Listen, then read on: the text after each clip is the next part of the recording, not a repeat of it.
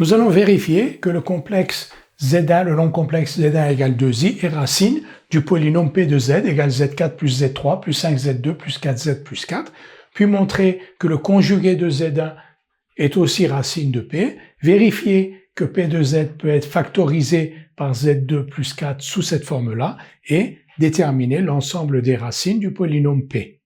Nous allons donc vérifier que Z1 est bien une racine de polynôme P. Pour cela, nous allons calculer P de Z1 et montrer que P de Z1 est égal à 0. P de Z1, donc Z1 est égal à 2i, on remplace Z par 2i, 2i puissance 4 plus 2i puissance 3 plus 5 fois 2i au carré plus 4 fois 2i plus 4.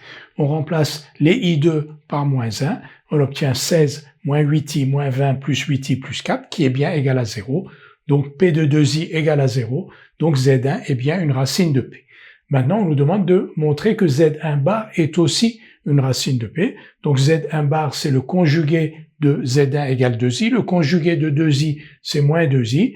Et de la même manière, on va calculer P de moins 2i. Donc moins 2i puissance 4 plus moins 2i puissance 3 plus 5 fois moins 2i au carré plus 4 fois moins 2i plus 4. On remplace i2 par moins 1.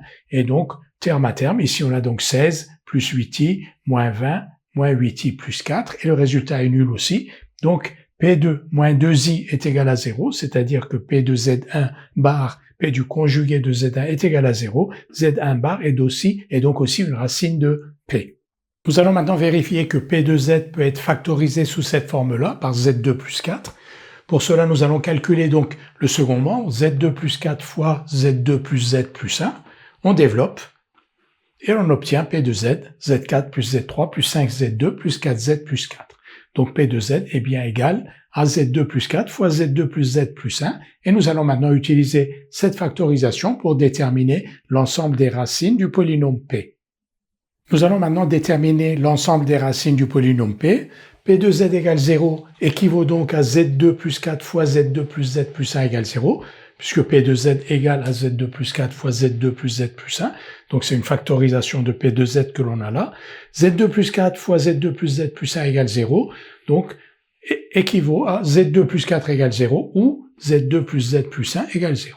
Donc on va résoudre chacune de ces équations. Z2 plus 4 égale 0, on a déjà les racines en fait de Z2 plus 4, du polynôme Z2 plus 4, qui sont 2i et son conjugué, c'est-à-dire moins 2i. Revérifions-le, Z2 plus 4 égale 0, c'est écrit sous la forme Z2 moins 4i2 égale 0, donc Z moins 2i fois Z plus 2i égale 0, Z égale 2i, ou Z égale moins 2i, c'est-à-dire le conjugué de 2i.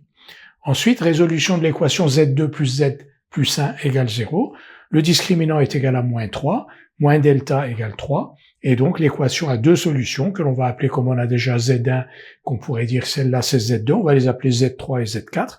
Donc Z3 égale moins 1, moins 1, moins I racine de moins delta sur 2A.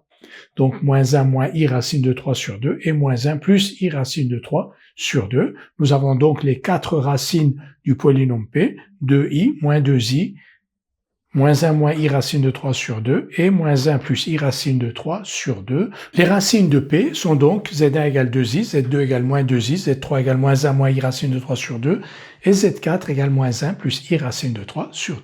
Donc on a les quatre racines du polynôme P.